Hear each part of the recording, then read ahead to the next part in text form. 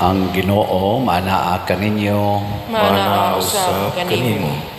pagbasa gikan sa Santos nga Ebanghelyo sumala ni Mateo. Himayaon ikaw, O Ginoo.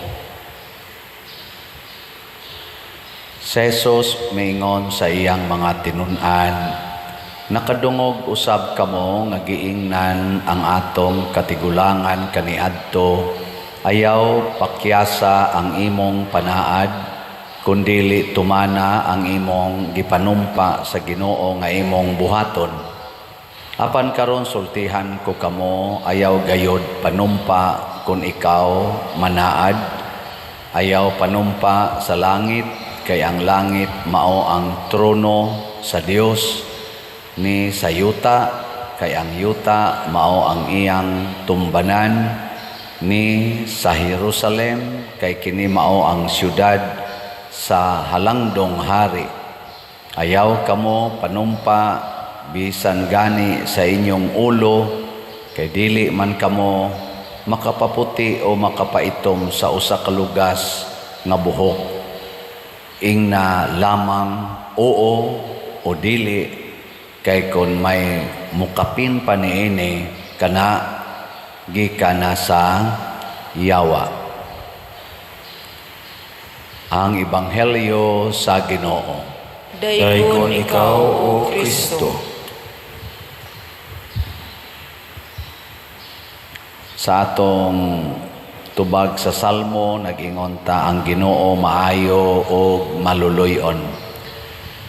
Tinuod gid siyang maayo o maluluyon kay dinhi sa atong unang pagbasa, gibutang man dinhi ni San Pablo nga kay giharian kami sa gugma ni Kristo, kay nasayod kami nga may usa ka tawo nga namatay alang sa tanan, o kini nagpasabot nga ang tanang mga tao nakaambit sa iyang kamatayon. Ang kaayo sa Ginoo, mga igsoon, makita nato dinhi sa cross, kay nagpakamatay siya para gyud sa tanan. Tistingi ko no pangutana imong tupad, na okay ra nimo patyon ka para sa imong silingan. Okay ra. Maglisod magitag pakamatay para sa atong nasod. Labaw nagyog sa tanang katawhan. Mao na pasalamat nga ang Ginoo maayo gyud og maluluyon. Nya dinhi sa atong ebanghelyo, ang kaayo nga gipangita sa Ginoo nato kanang dili ta manumpa. Kun mosaad ta, dili ta manumpa. Unsa man ang panumpa, kanang numdum katong bata pata nga musaan kita more pa, patay pa ko, matay pa ko, ana. Di ko no ta mobuhat ana. Ug musaad ka, saad lang. Saad ka, inigingong oo, o kana. Saad ka, ingkan dili, dili. Ayaw na po yun, more pa, matay pa ko, ana, ayaw. Naamang ginang Ginoo, kanang Ginoo, naamang ginang Ginoo, di mo sugotan na si Kristo. Unsa man day ng panumpa, kanabitang gamito nato ang mga gitawag nato pasangil ba or basihanan aron kunuhay ang atong gisaad matuuhan gyud. Naamang gid na si Brad Titing, saksi man gina nga di jud ko bakakon, mga inana, di pwede. Ingnon lang nimo nga buhaton na nako, pero ayun lang yun, naamang gina sa Padersiano, mao bitaw kaning atong mga usahay, kaning atong mga politisyan, mugamit gina sila ilang mga padrino o padrina, kanang mga dagkog ranggo ba magpa-endorse aron lang gyud tuuhan nga sila tininuod ang ilang pagdagan, magpa-endorse. O kinsa ng mga murag sikat-sikat, mao'y mo endorse nila.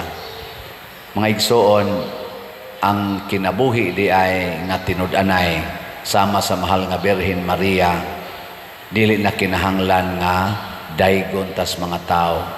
Dili na kinahanglan nga inigsulti pa lang nato tuuhan ta ang gikinahanglan sa Ginoo unsay atong gisulti atong tumanon sa pinaka kana gyong gitawag og sinsero og matinud-anon nga pagbuhat.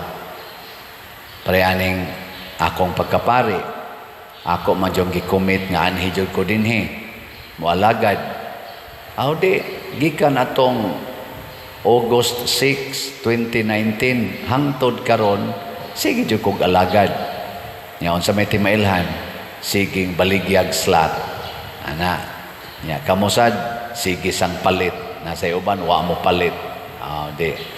Mo na sa sige na tong palit, ako sige sa kog baligya ang tanan natong nadawat nga mga donations ato sang gialagad sa atong katilingban o bisan pa outside sa atong parokya. Ug unsa may nahitabo na kinakita gyud nga ang akong pagkumit nga moalaga dinhi ug ang inyong pagkuyog nako isip kita mga parishioners o ako parish priest ninyo nakahimo gitag nindot-nindot nga kalambuan dinhi sa atong parokya tungod kay ato mang gibuhat ang atong gisaad dili lang kutob lang sa sulti nya ang Ginoo sad mubukbo sad na nato sa mga grasya tungod kay ato mang gituman. Moro sana kamo mga asawa, di na kinahanglang daygon pa mo sa inyong bana or mga bana daygon pa mo sa inyong asawa.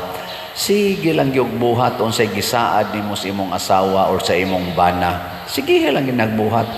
Hangtod yun moabot yung panahon nga ipakita sa Ginoo nga pinaagi nimo namugna ang mga nindot nga butang. Og anha na makaingon ang Ginoo ang mga tao ang Ginoo no maayo gyud og maluluyon kay kun kani palas padersiano mo'y gisaligan unsa man tay mabuhat ana niya kun kini pa lang ni ang asawaha mo'y saligan di gid na maingon ana ilang pamilya og kini lang banaha mo'y gisaligan di gid na main ana ilang pamilya naayog yung Ginoo kay kana sagod sila bisan tinuod og naay mga kahuyangan sige gyud sunod sa Ginoo sige gyud ampo nya kana taong asawa maghilak ra gid tawo na usahay sad kanang banaha maghilak na ang inana ba ang Ginoo nay mo palampos ug ang Ginoo na maoy daygon ang Ginoo nay may maayo dili kita manindog